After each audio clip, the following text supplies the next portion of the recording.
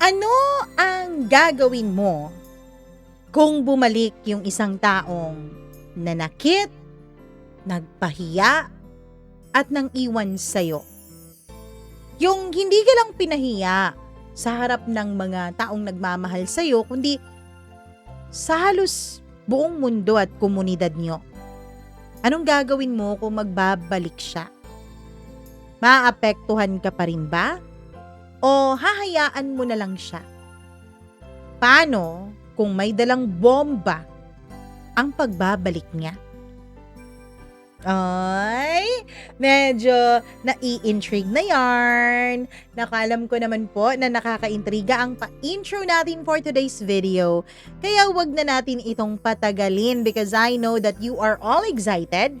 At eto na po ang ating tampok na kwento for today's video dito lamang sa inyong paboritong programa, ang Dear Mama Mia.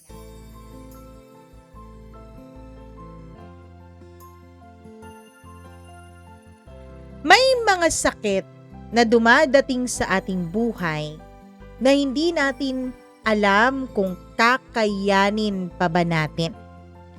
May mga sakit na akala natin ay hindi na natin ikabubuhay pa.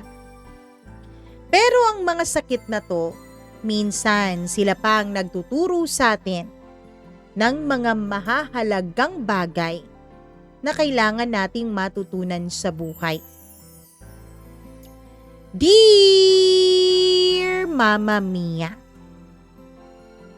ako po si Jess Tony, or Jess for short.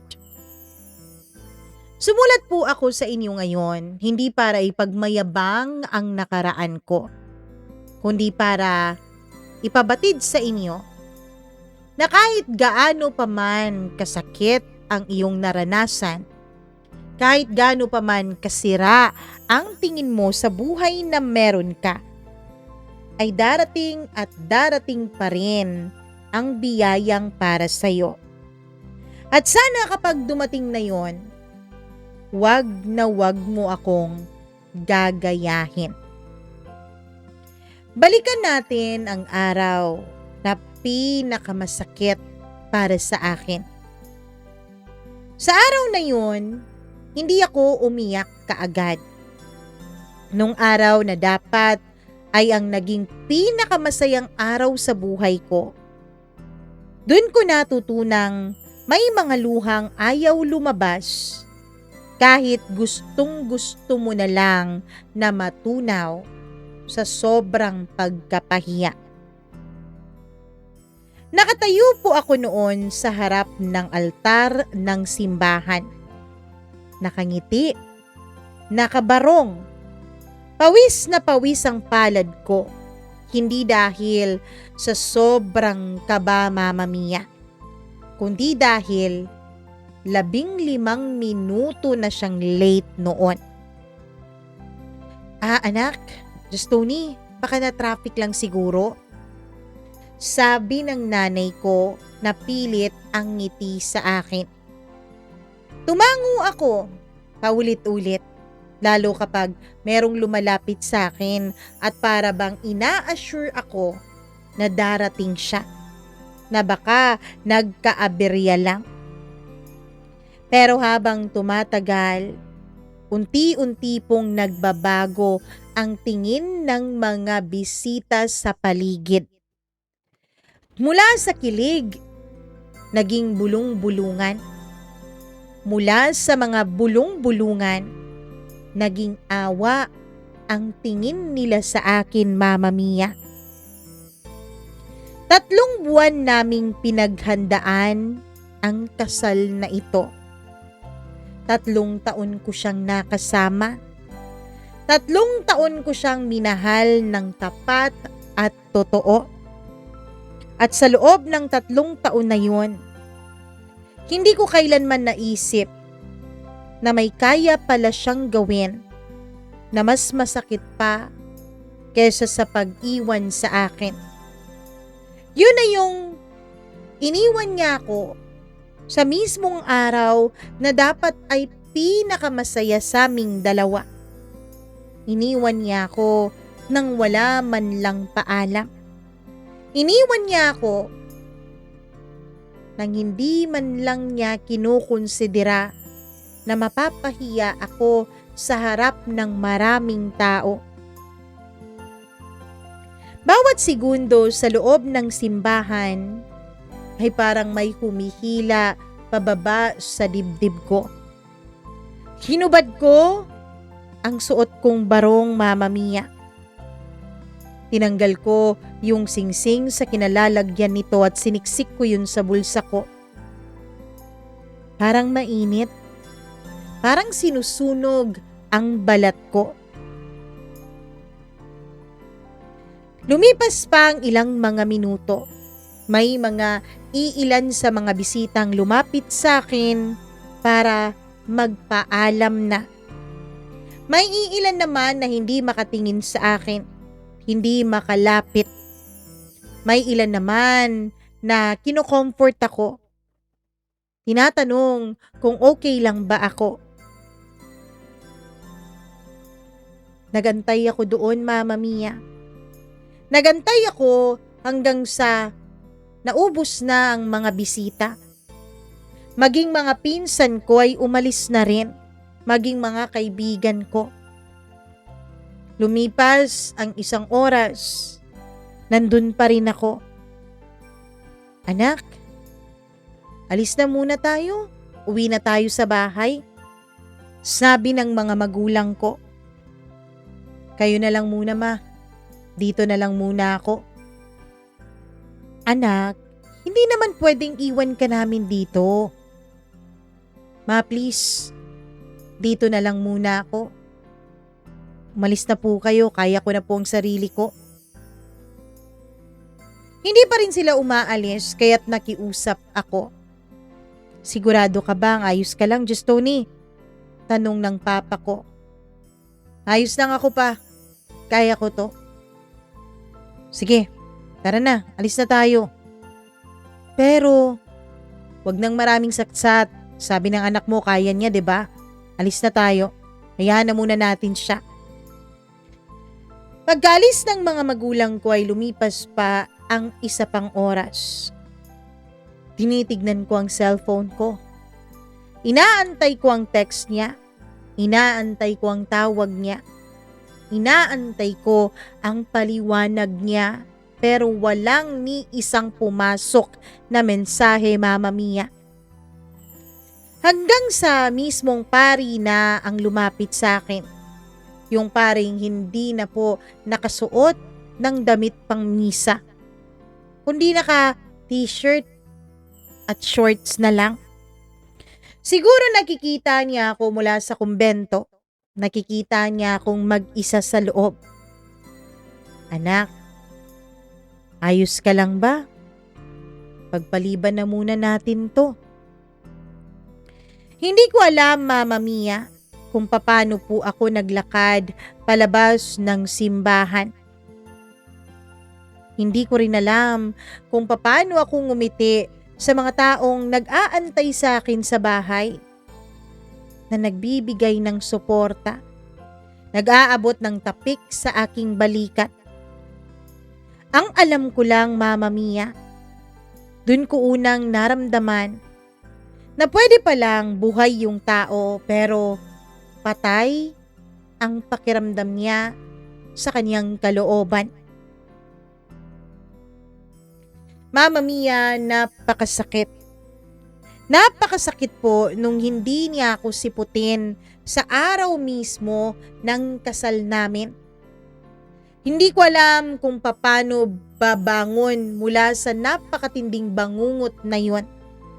Hindi ko alam kung paano ko kakayaning tumayo ulit. Nagulat na nga lang ako eh.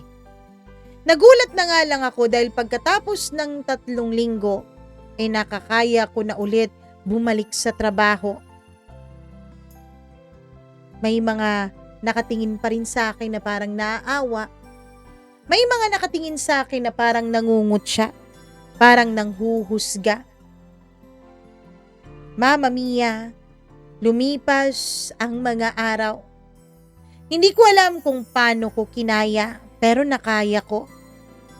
Sa unang taon, pagkatapos ng kasal na hindi natuloy, natutunan kong ang kama pala, Mama Mia, ay pwede mo palang maging kaaway. Gabi-gabi, hinahaplos ko ang bahagi ng kama kung saan siya dapat natutulog. Gabi-gabi, sinusubukan kong maalala kung may mga senyales ba na hindi matutuloy yung kasal namin. Kung may mga senyales ba na pinapahiwatig niya sa akin na hindi siya masaya sa pinaplano naming kasal. Pero wala akong mahanap. Wala akong nakita o napansin na mga senyales mula sa kanya. Ang tanging naiwan sa akin noon ay katahimikan na nagpapagulo sa loob ko. At ang mga tanong sa isipan ko na walang mga sagot. Mama Mia, pagkatapos ng kasal na hindi natuloy, ay may mga babaeng dumaan naman sa buhay ko. Mga babaeng hubad na katawan. Mga maiinit na halik. Mga pansamantalang relasyon at pansamantalang aliw at kaligayahan. Pero kahit nasa ibabaw ko sila, kahit magkaniig ang mga katawan namin, ay nakapikit ako. Hindi dahil sa sarap na pinaparamdam nila sa akin, kundi dahil hinahanap-hanap ko ang mukha ng babaeng nang iwan sa akin sa harap ng altar ng simbahan.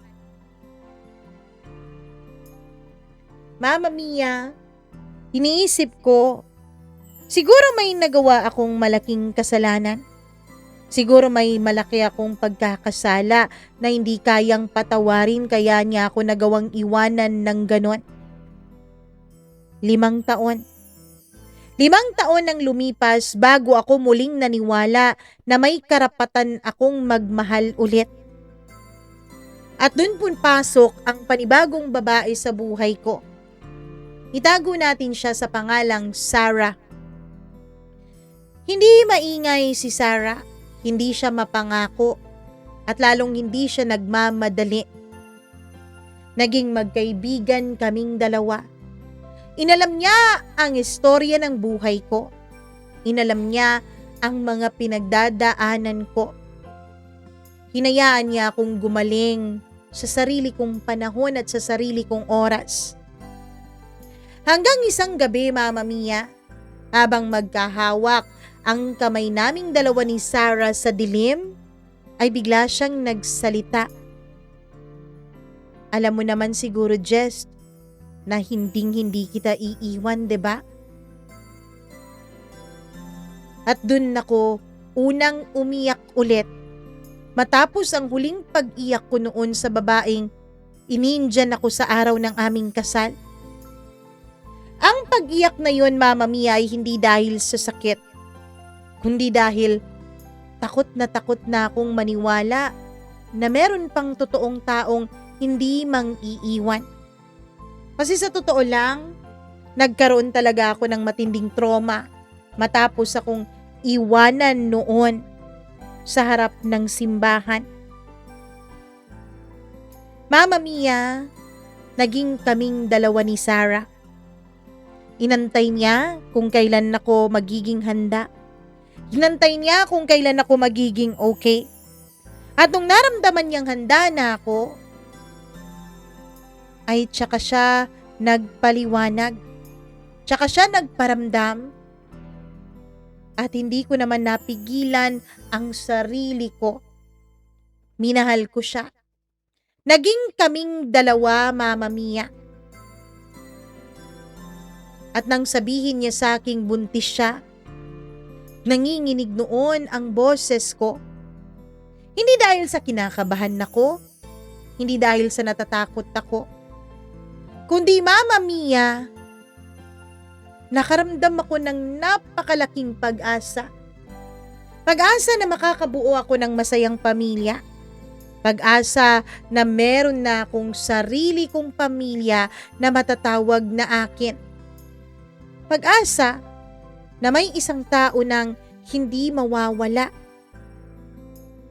Akala ko yun na ang katapusan ng kwento ko. Akala ko yun na ang bahaging sasabihin kong and they live happily ever after. Akala ko yun na ang totoong pagtatapos ng multo ng nakaraan ko. Pero mali ako, Mama Mia. Kung kailan maayos na kaming dalawa ni Sarah, kung kailan nagpaplano na kaming dalawa sa future namin kasama ang aming anak, isang gabi ay may biglang nagparamdam sa akin. May biglang nag-message sa akin. Isang pangalan na 5 taon kong nilibing sa alaala ko. Isang pangalan na 5 taon kong pinilit na kalimutan. Si Jane. Hi. Kumusta ka na, Just Tony? Yun ang nakita kong mensahe. Hindi ko agad binuksan ang message na yon, Mama Mia. Parang ahas ang cellphone ko sa kamay ko. Tahimik, pero handa yatang manuklaw anumang oras. Sa totoo lang, kahit hindi ko pa binuksan yung mensahe niya, dahil sa notification sa cellphone ko ay nabasa ko na ang laman nito. Hi, kumusta ka na, Just Tony? 5 salita. 5 salita lamang pero sapat para gumuho ang 5 taon kong pilit na itinayo ang buhay ko. 5 taon niyang sinira ang buhay ko na pilit kong inaayos. Pero sapat na ang 5 salitang iyon para gumuho ulit ito. Huminga ako ng malalim. Pinatay ang ilaw sa sala. Umupo ako sa sahig na para bang batang napagod sa paglalaro sa pagiging matapang buong araw. Nagparamdam siya. Buhay pa pala siya. Samantalang ako, halos 5 taon kong naramdaman na para akong isang zombie. Parang patay na katawan pero naglalakad naman sa mundo. Bakit ngayon siya nagparamdam? Bakit nagparamdam ngayon si Jane? Kung kailan buntis si Sarah. At sa bawat araw na lumalaki ang tiyan ni Sarah, Mama Mia, mas lalo po akong natututong magmahal sa paraan na akala ko noon ay hindi ko na kaya pa.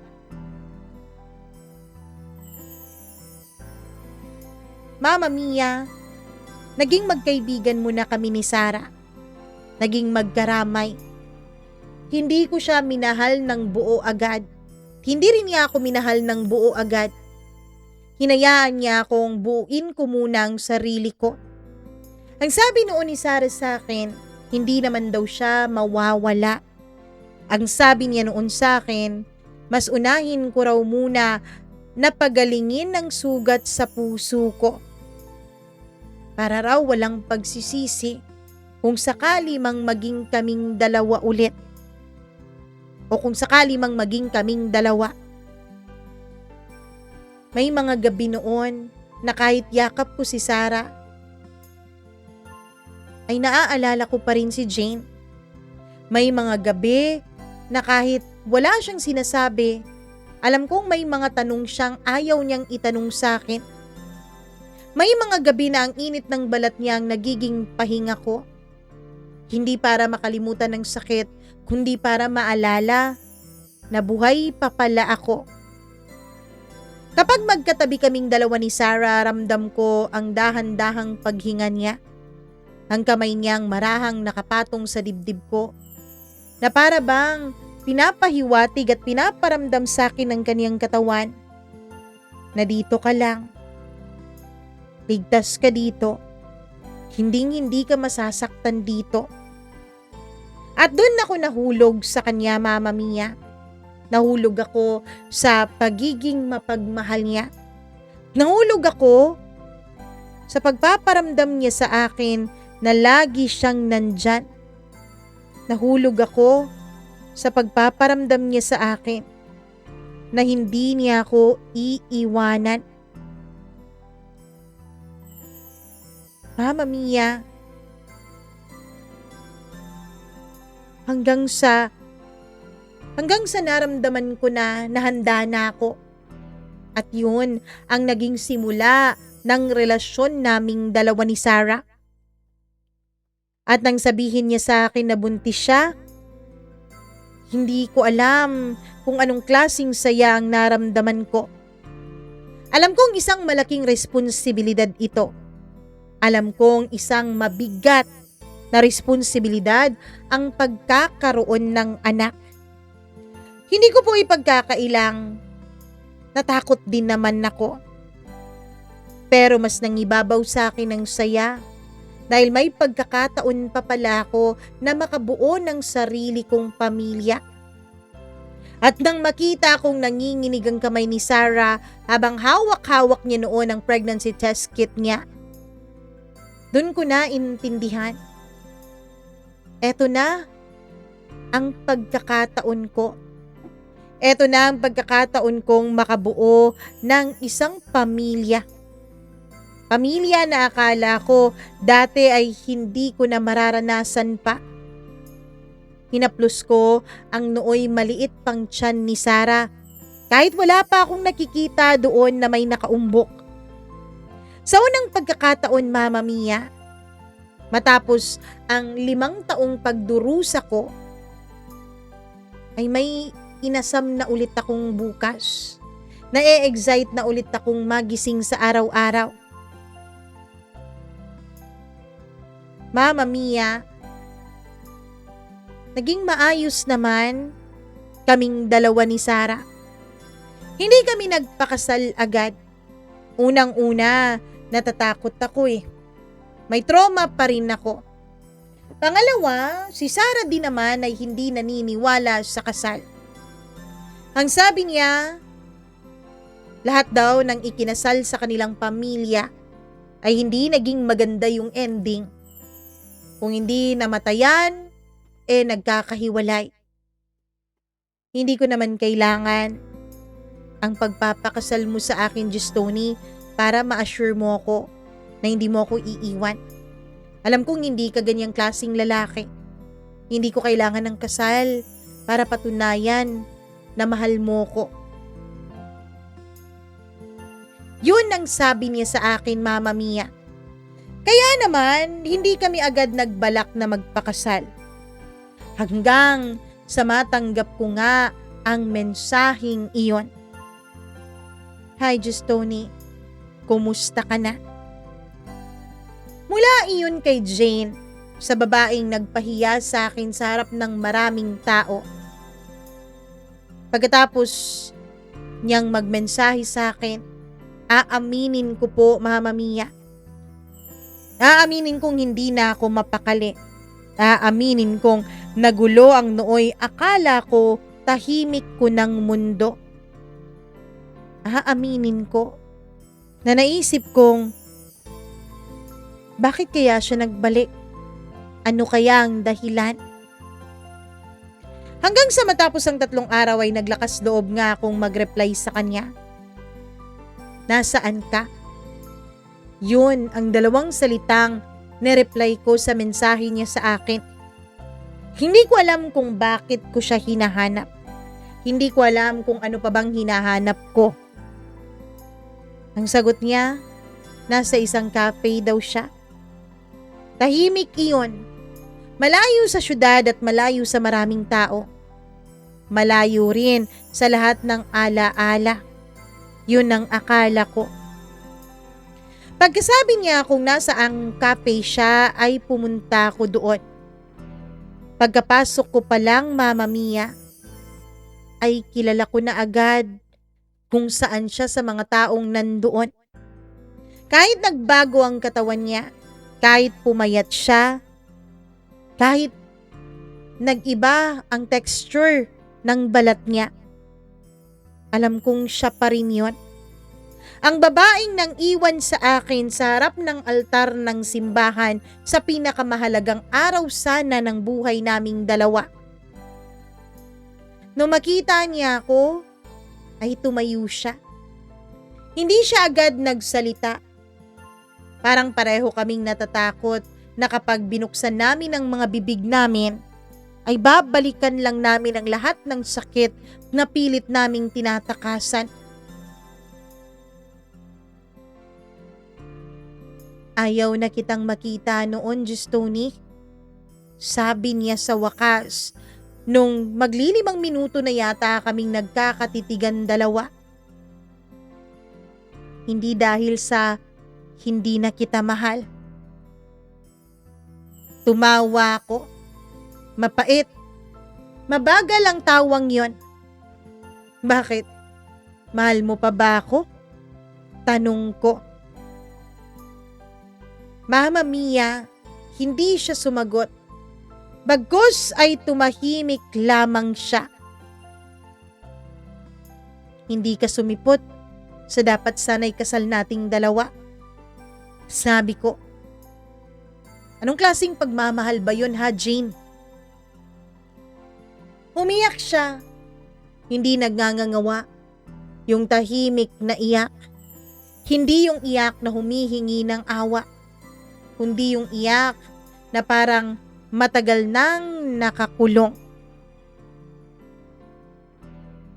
Patawarin mo ko. Patawarin mo ko, Justoni. Patawarin? Matapos ang 5 taon, Jane, ngayon ka pa magpaparamdam? Ngayon ka pa hihingi ng tawad? Hindi mo lang ako sinaktan nun eh. Pinahiya mo ko. Iniwanan mo ko. Sinira mo ang buhay ko. Tapos ngayon, babalik ka, mangangamusta na parang wala lang? Hindi mo alam ang nangyari, Justoni. Sabi niya habang pinipilit na umiyak. Habang pinipilit na pigilan ang pag-iyak. Pwes ipaintindi mo sa akin. Kaya ako nandito ngayon, hindi para balikan ka, Jane, kundi para makahingi ng sagot sa mga tanong ko dati. Kaya din ako nandito ngayon, Justoni, hindi para balikan ka, kundi para ipaliwanag sa iyo ang lahat dahil alam kong karapatan mong malaman ang totoo. Justoni, nalaman ko noon, may cancer ako sa ovary. Late stage na nung nalaman ko. Naalala mo? Nung nagrereklamo ako sa'yo dahil lumalaki ang tiyan ko. Diba sabi mo, wag akong magreklamo dahil kahit naman lumobo ako ng lumobo, mamahalin mo pa rin ako. Kinikilig ako noon, Justoni. Natutuwa ako dun sa mga sinasabi mo. Pero may mga gabing hindi na ako pinapatulog ng paglaki ng tiyan ko dahil sumasakit na rin ito. 2 linggo bago ang kasal nating dalawa, nalaman ko ang totoo. May ovarian cancer ako. Late stage na. At ang sabi ng doktor, wala nang kasiguraduhan na mabubuhay pa ako. Akala ko mamamatay na ako, Justoni. Gusto kong sabihin sa'yo, naaalala mo pa yung 1 linggo bago ang kasal sana natin? Yung pumunta tayo sa food tasting? Yung pinafinalize na ang menu para sa reception? Diba hindi ako nakakain nun dahil suka ako ng suka? Sabi mo baka buntis ako? Pero dahil yun sa gamot, Justoni, pinilit ko namang sabihin sa'yo pero hindi ko kaya. At lalong hindi ko kayang itali ka sa isang babaeng mamamatay na rin naman. Duwag ako, Justoni. Duwag ako kaya pinili ko na lang na mawala na parang bula. Walang paalam, walang paliwanag. Akala ko talaga mamamatay na ako eh. Pero yung pinsan ko ay nagdala sa akin sa Maynila. Sabi niya may pag-asa pa. Ayoko na noong magpagamot. Pero nung sinabi niya na merong pag-asa dahil may gumaling naman daw sa sakit ko, nagkaroon ako ng pag-asa, Diyos Tony, na baka kapag gumaling ako, kapag binalikan kita, baka may babalikan pa ako. Ilang taon na akong nag-remission sa cancer. Pabalik-balik sa ospital. Paulit-ulit na nagpapacheck kung ayos na ba ako. At nung masigurado kung ayos na ako, tsaka kita hinanap. Hinanap mo ako? Hindi naman ako nawala. Dun pa rin ako eh. Oo. Pero alam kong masaya ka na wala ako. Hindi ko alam, Mama Mia, kung sisigaw ba ako doon sa mga paliwanag niya o yayakapin ko siya. Dahil buong akala ko, ako lang ang nahirapan sa aming dalawa. Buong akala ko, ako lang ang nasaktan. Hindi ko akalain na pareho pala kami nahirapan sa aming mga pinagdaanan. Nang maghiwalay kami ng gabing yun ay may naiwan sa hangin. Hindi halik, hindi rin yakap, kundi memorya. Ang paraan ng pagtitig niya, ang paraan ng paghawak niya sa tasa ay parehong-pareho pa rin. At ang paraan ng pagbanggit niya ng pangalan ko, para bang walang 5 taong lumipas sa aming dalawa. Pag-uwi ko ay nandun si Sarah, tulog. Mabagal ang paghinga at mahimbing. Umupo ako sa gilid ng kama, tinitigan ko ang tiyan niya. At dun ko naramdaman ang pinakamalupit na laban ng buhay ko. Ang nakaraan na humihila sa akin pabalik at ang kasalukuyan na tila humihingi ng aking paninindigan. Hindi ko sinabi kaagad kay Sarah ang pagbabalik ni Jane. Hindi dahil sa gusto kong manloko, kundi dahil hindi ko pa alam kung paano sasabihin sa kanya na nagbabalik ang pinakamatinding multo ng buhay ko. At sa katahimikan na yun, nagsimulang maglaro ang isip ko. Paano kung hindi nagkasakit si Jane? Paano kung hindi niya ako iniwanan noon sa altar at nagkatuluyan kami? Paano kung siya pa rin ang kasama ko ngayon? Pero sa bawat paano kung, may isang kamay na bumabalik sa akin. Ang kamay ni Sarah na nakapatong sa tiyan niya. Mama Mia, hindi natapos doon ang pagkikita namin ni Jane. Nagkita kami ulit dalawa. Mas matagal, mas tahimik, mas delikado. Wala namang hawakan na nangyari. Wala rin namang halikan o kung ano paman. Pero ang distansya sa pagitan namin ay parang mas mainit pa yata sa aming mga balat. May iba ka na? Sabi niya. Oo. Sinagot ko naman ng maayos ang pagkakasabi niya na yon. Masaya ka ba? Hindi ako agad nakasagot. At doon ko na intindihan, Mama Mia. Doon ko na intindihan na pati ako sa sarili ko, hindi rin pala sigurado kung masaya ba talaga ako. May mga lihim na hindi sumisigaw. Tahimik lang na nakaupo sa dibdib mo, pero bawat hinga ay tila mas mabigat. Ganun ang pakiramdam ko kapag nagkikita kaming dalawa ni Sarah. Bawat umaga, pagising niya, ang una kong nakikita ay ang tiyan niyang unti-unti nang lumalaki noon. Bawat gabi bago siya matulog, ang huli kong naririnig ay ang buntong hininga niya na para bang may tinatagong takot. At sa gitna ng lahat ng yun ay may isang pangalan akong hindi mabanggit-banggit sa kanya. Mama Mia, mas naging maingat kaming dalawa ni Jane sa isa't isa. Hindi na kami nagmamadali. Hindi na kami nag-aapoy. May mga pagkikita kaming dalawa na humahantong na sa yakapan. Ang kamay kong nasa likod niya, ang noo ko na nakasandal sa batok niya. Nararamdaman ko ang init ng balat niya. Ang dahan-dahang paggalaw ng katawan niya habang humihinga. May init pa rin sa pagitan naming dalawa ng ex-fiancé ko. Pero mas nangingibabaw na noon ang pag-iingat o baka mas mabuting sabihin na guilt. Parang pareho naming alam na may binubuo kami ulit. Pero may isang bagay din kaming ayaw masira sa pagbuo naming ulit dun sa bagay na naiwan namin.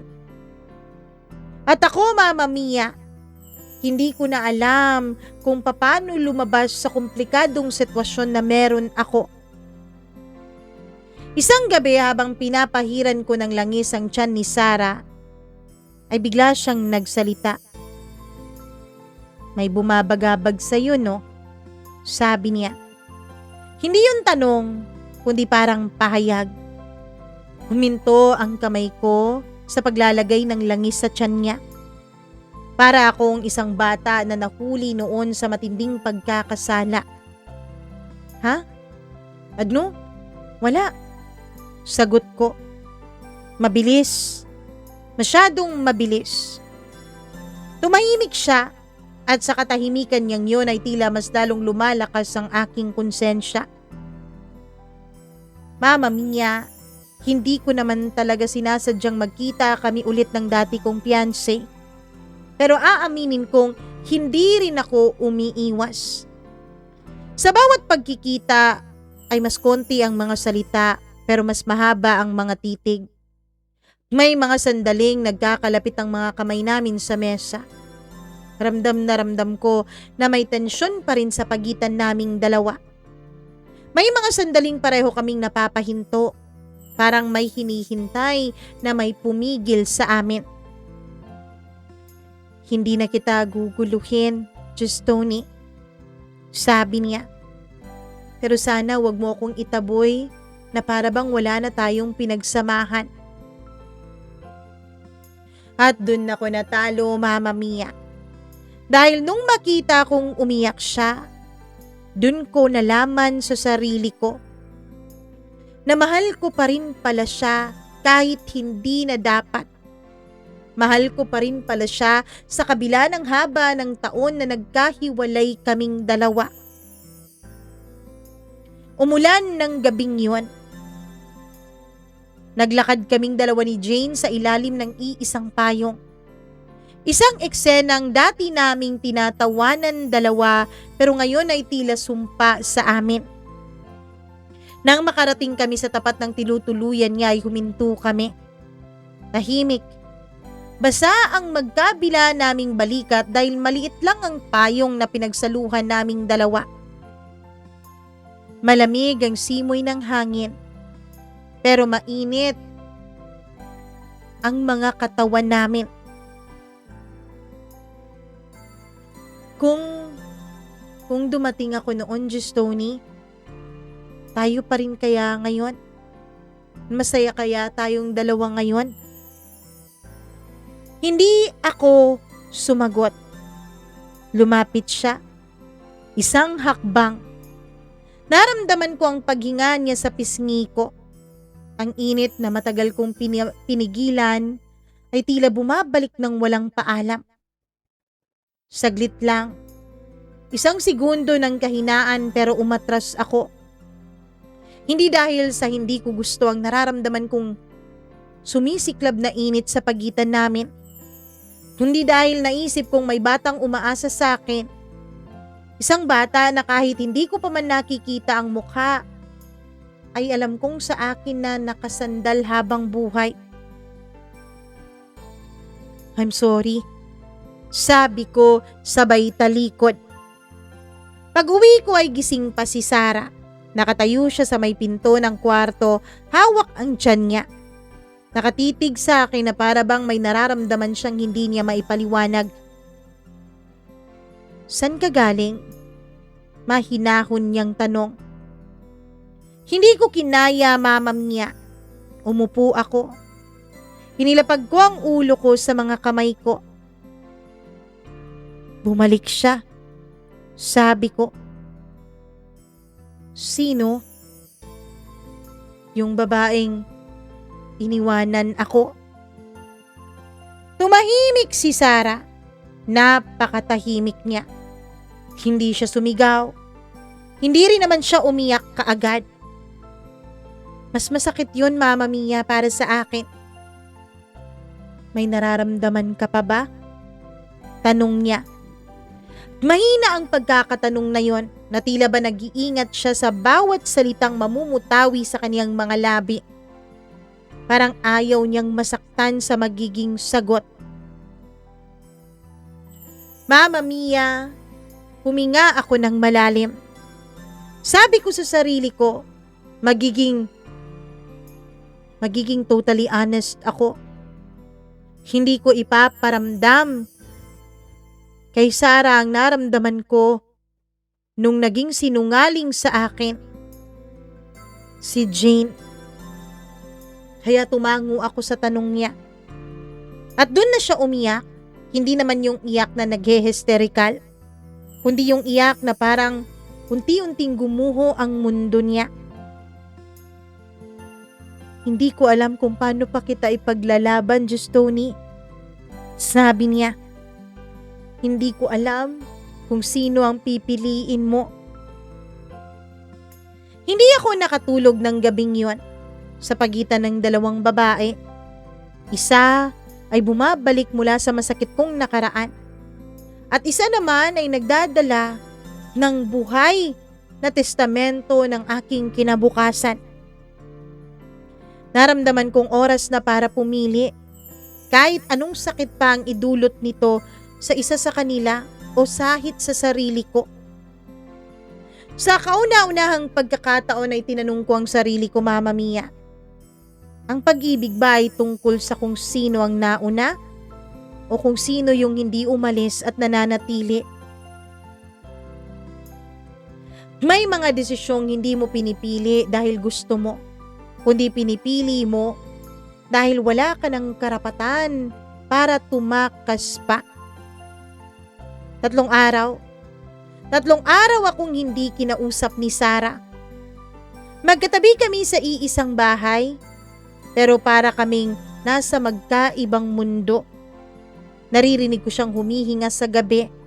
Nararamdaman ko ang paggalaw niya sa ibabaw ng kama. Pero wala na yung dati niyang mga yakap. Wala na ang init na dati ay nagiging pahinga ko. At dun ko na intindihan, Mama Mia, na minsan hindi mo kailangang sumigaw para maiparamdam sa ibang tao ang masakit mong pinagdadaanan. Isang umaga, nadatnan ko si Sarah na nakaupo sa gilid ng kama. Hawak noon ang tiyan niya. Hindi siya umiiyak. Hindi rin naman siya nagpakita ng galit. Pero naramdaman ko na pagod siya. Naramdaman ko ang pagkapagod niya. Alam mo ba, sabi niya, habang iniisip mo kung sino ang pipiliin mo, sana tatandaan mong may batang araw-araw na umaasang siya ang piliin mo. Hindi ko kinaya. Lumuhod ako sa harap niya. Inilapat ko ang noo ko sa tiyan niya. At sa unang pagkakataon, naramdaman ko ang munting paggalaw sa ilalim ng balat niya. Isang sipa na mahina. Isang paalala na ang desisyon ko ay hindi na lang basta tungkol sa puso ko o basta tungkol lang sa sarili ko. Mama Mia, dahil doon ay nakipagkita ako sa babaeng iniwanan ako noon. Nakipagkita ako kay Jane, hindi para balikan siya, kundi para tapusin ang kwento namin ng maayos. Pagkakita ko sa kanya, ewan ko. Pero pakiramdam ko ay parang mas pumayat siya ngayon. Pakiramdam ko ay parang mas naging mahina ang reaksyon niya ngayon. Pero parang malinaw at matiwasay din ang kanyang muka. Salamat naman at nakipagkita ka na sa akin ulit, Justoni. Aaminin ko, mahal na mahal kita. Pero hindi ko naman intensyon na agawin ka sa kanya. Mama Mia, napakasakit marinig ang mga salitang iyon. Mula sa taong kahit tinalikuran na ko noon, ay mahal na mahal ko pa rin. Nakita ako sa mga mata niya ang pagsisisi. Nakita ko sa mga mata niya ang kagustuhan na maibalik sa nakaraan ang lahat. Hindi kita masisisi kung pipiliin mo siya, Justoni. Dahil alam ko, wala akong laban sa kanya. May dala-dala siyang buhay sa sinapupunan niya. Tahimik akong tumango noon. At ikaw? Tanong ko. May dala naman ako. May dala-dalang nakaraan nating dalawa. At sapat na yun para sa akin, Justoni. Sapat na yun sa akin. Ang mga alaala mo sapat na para mabuhay ako sa araw-araw. Hindi kami nagyakapan, Mama Mia. Hindi rin naman kami naghalikan. Nagkatitigan lang kaming dalawa. Dalawang tao na minsan na nagmahalan ng husto. Dalawang taong minsang nangarap na maikasal sa iisang altar.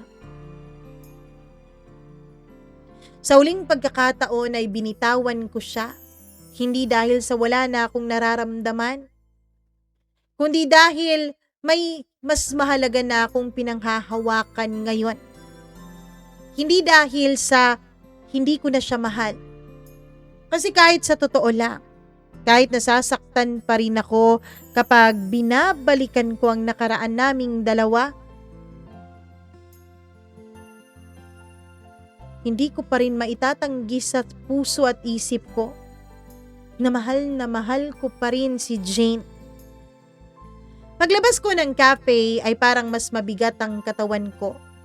Pero tila mas malinaw naman ang isip ko.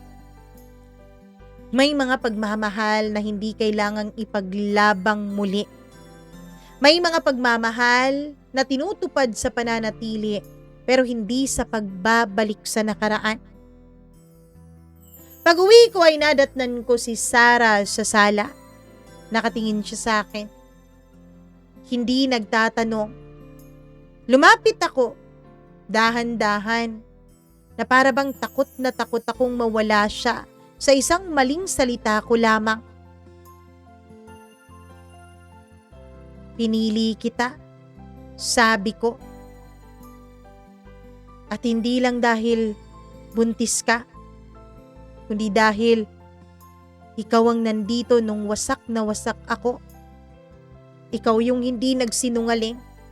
Ikaw yung nanatili kahit sa pinakawasak na bersyon ko. Umiyak siya, Mama Mia. Hindi iyon iyak ng sakit, kundi yung iyak ng pagod na sa wakas may pahinga na rin. Ang iyak na yun, Mama Mia, ay tila iyak na nararamdaman niyang may relieve na sa puso niya. Sa totoo lang, Mama Mia, hindi po naging madali agad ang lahat. May mga gabing, aaminin ko, bumabalik ang mga alaala. May mga gabing, aaminin ko po, na nagiging tahimik ako dahil tinatanong ko kung kamusta na si Jane. Pero bawat araw, pinaninindigan ko ang pinili ko. Bawat araw, pinininindigan ko ang pagpili ko kay Sarah. Alam kong hindi perpekto ang buhay namin, hindi fairy tale. Pero ito ang katotohanan ko. At minsan, Mama Mia, mas malalim pa yata ang katotohanang pinagsasaluhan naming dalawa kaysa sa kahit na ano pa mang alaalang nananatili sa akin kay Jane. Sa totoo lang, Mama Mia, sinubukan naming bumalik ni Sarah sa dati.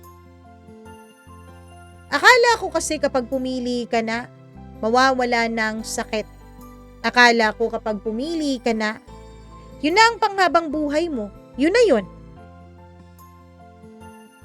Pero may mga sugat pala, no, Mama Mia, na kahit gaano mo patahiin, sumasakit pa rin pala kapag dumadating yung tahimik na gabi. Sinubukan po namin ni Sarah na bumalik sa dati. Mas maingat na siya ngayon. Mas tahimik.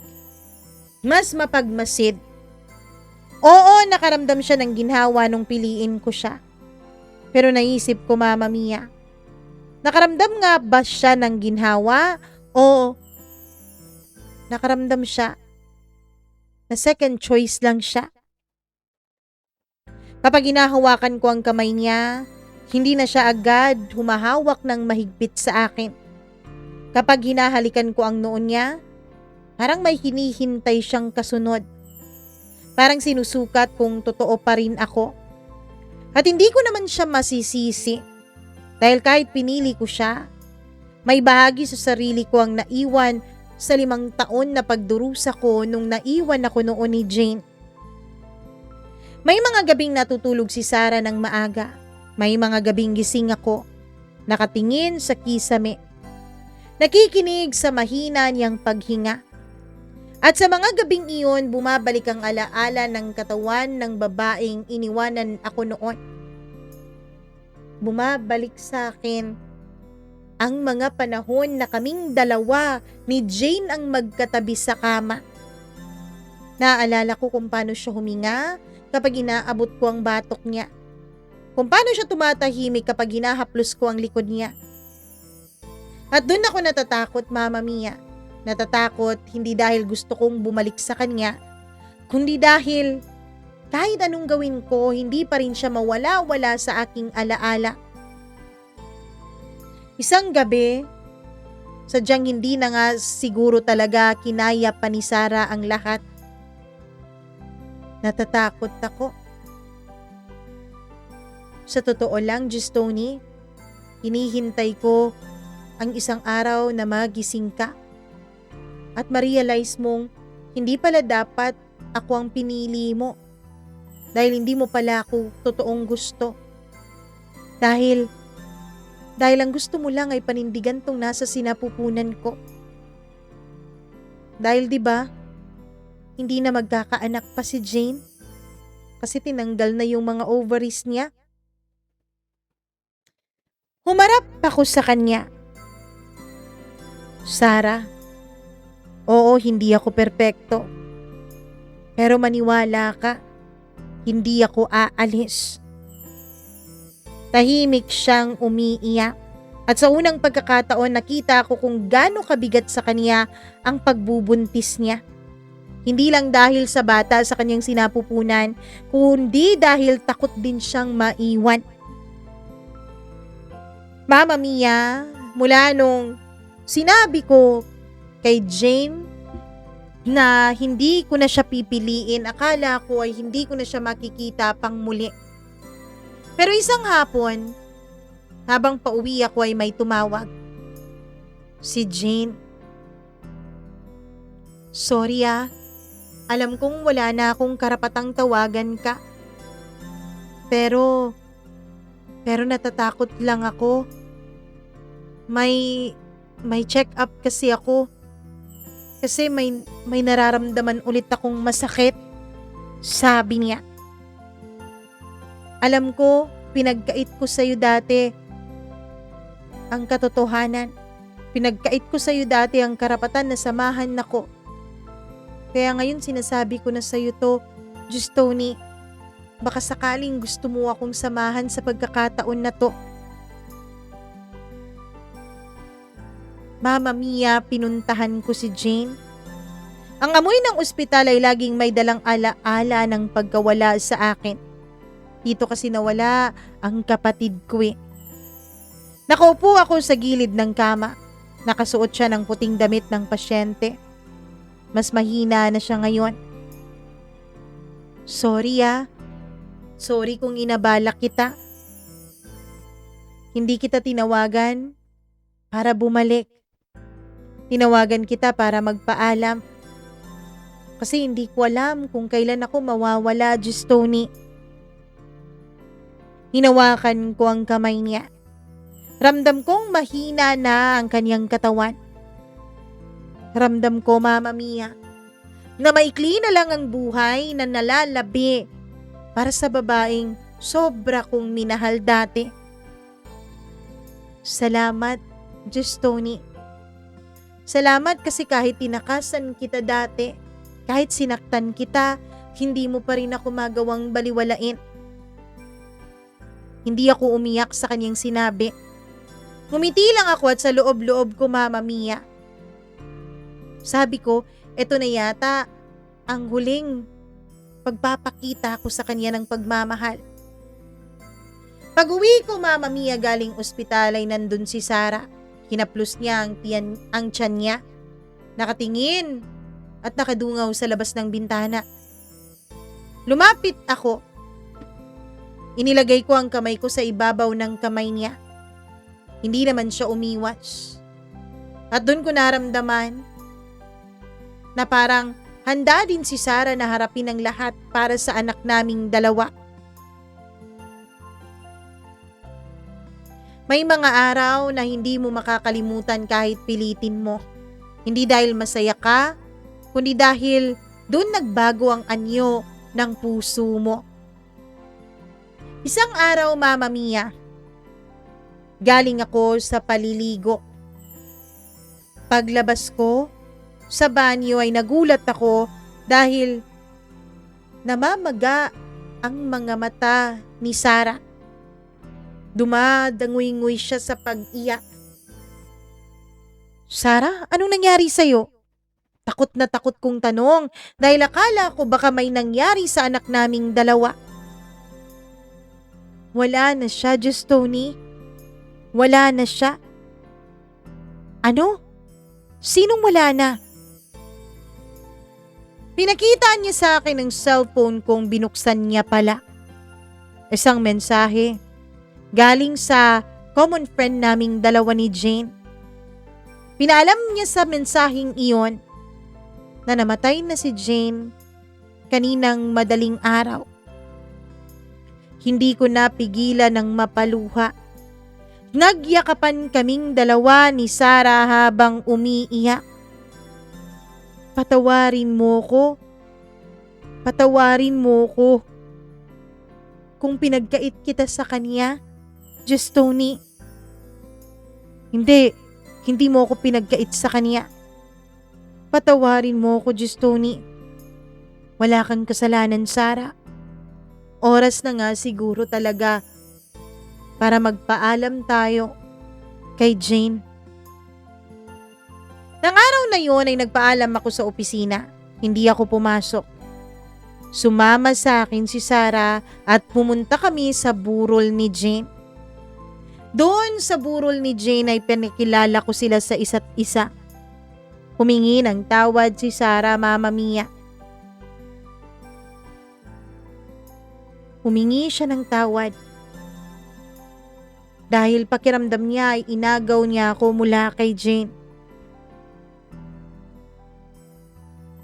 Wala kang kasalanan. Di ba sabi ko sa'yo, ikaw ang nandyan nung nahihirapan ako. Kaya alam kong nagpapasalamat din sa'yo, si Jane, Sarah. Mama Mia, naging masaya ako. Hindi dahil sa tuluyan ng nawalan ng pag-iisip o pagpipilian ng puso ko. Kundi naging masaya ako dahil kahit sa huling pagkakataon, naparamdam namin ni Jane ang pagmamahal namin sa isa't isa. Naging masaya ako dahil kahit sa huling pagkakataon ay napatawad namin ang isa't isa. Sa ngayon, Mama Mia, ay 2 taon na po ang anak naming dalawa ni Sarah. Nakapagpakasal na nga rin pala kaming dalawa last year lang. Sa totoo lang, ayaw pa nga ni Sarah na magpakasal. Pero sabi ko sa kanya, yun ang isa sa pagpapatunay namin sa aming anak na magiging buo kami hanggang sa huli. Alam kong hindi po magiging madali ang buhay namin. Alam kong hindi magiging perpekto ang lahat.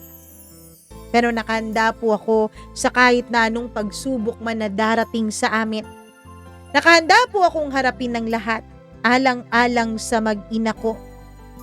At para kay Jane, kung nasaan man siya ngayon, sana ay nakamtan na niya ang kapayapaan na matagal na niyang hinahanap. At sana alam niya na kahit nasaktan ako noon, kailanman ay hindi ako nagkaroon ng galit sa kanya. Hanggang dito na lamang po, Mama Mia. Maraming salamat sa pagbibigay mo ng oras para ibahagi sa iba itong kwento ng buhay pag-ibig ko. Hanggang dito na lang ulit, Just Tony.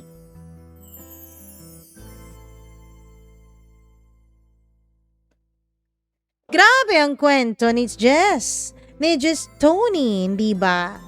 Sobrang masakit ang mga pinagdaanan niya at masakit din naman pala para kay Jane ang lahat. Anyways, ganyan talaga ang buhay. Doon talaga tayo lahat papunta sa, alam niyo na, sa ilalim ng lupa, 6 feet under the ground. Pero, may mauuna man at may mahuhuli. Ang importante, ginawa natin ang lahat para maging masaya at magpasaya habang tayo ay nabubuhay pa. Maraming salamat, Just Tony, sa napaka-inspiring mong kwento. At sa mga nanonood ngayon, alam niyo na po yung drill. Paki-like at paki-share ng video na to. At syempre, paki-subscribe na rin dito sa ating channel. At huwag niyong kakalimutan na mag-click ng notification bell para na-update naman kayo kung meron tayong bagong upload o bagong kwento na inilalabas dito. 'Di ba? Go na yan! At huwag niyong kakalimutan din na i-invite ang inyong mga friends and families para mag-subscribe din dito sa channel natin. Hello nga pala ako sa ating mga suki. Maraming thank you po sa inyo. Azra Monira, maraming salamat. Hi din ako kay Blenda Cruz, Lorilyn Hora, hello. Sabi niya, I like your dress. Talaga? You like my dress nung nakaraang araw? Paano naman ngayon at yesterday? Pareho lang ang akin pong suot. Hi din ako kay Elizabeth Lagunday. Maraming salamat sa panonood at pakikinig lagi. Maraming thank you din kay Richard Parr. Hi Richard Parr. Thank you very much. Ay, teka nga pala, nakalimutan ko ang ating mga members. Grabe naman to si Mama Mia. Oh, hindi na inuna ang members niya. Charot. Hello ako sa mga members natin. Benson Boyser, maraming salamat. Smackdax, Colleen Bueno, Dayan Martinez, hi din kay Maria Elena Abe, kay Maureen Tugab, kay Gimaras Girl, kay Evelyn Kawit, kay Mila Raduban, kay Easy Gale, at kay Freaky. Thank you very much sa walang sawa ninyong pagmamahal at pagsuporta dito sa channel natin. Kung merong nagtatanong dyan kung paano po magpa-member, ay nako, ayan po, mag-click lamang po kayo dyan sa baba ng join button. Kung wala pa po kayong join button, ibig sabihin, hindi pa po kayo subscriber. Subscribe muna kayo, okay? Hi ako kay Rica Bitonio, maraming thank you. Kay Fredelyn de la Cruz, kay Mary Rose Balanlay, hi! Maraming salamat. Joanne Samaniego, Annalie Inting, thank you very much. Mylene Makanta, Red Mary, ang dami nating bagong listener ha. Kay Jomar Hernandez, maraming thank you. Judith Singkol. Hi din kay Queen Yara Laarni Lacundazo, maraming salamat. Kay Remy Kong, thank you very much. Kay Magdalena Garcia, kay Jaime Rodriguez, kay Liza Pecayo, maraming thank you po sa inyo. Sa mga hindi po natin nabasang mga pangalan, ay sa susunod po nating kwento, pipilitin po natin na mga pangalan nyo naman po ang ating mababanggit dito sa ating program. Kung meron po kayong sariling kwento ng buhay na nais nyo pong i-share dito sa ating programa, ayan po ang ating mga email address, isa lang pala. Ayan po ang ating email address, mamamiyacdo0317@gmail.com. Kung meron din po kayong mga offer for collaborations, wag lang po yung mga scams, ay pwede po kayong mag-email dyan. Thank you very much sa inyong pagmamahal at pagsuporta. I love you all so much. Bye! Ingat po kayo. Paalam!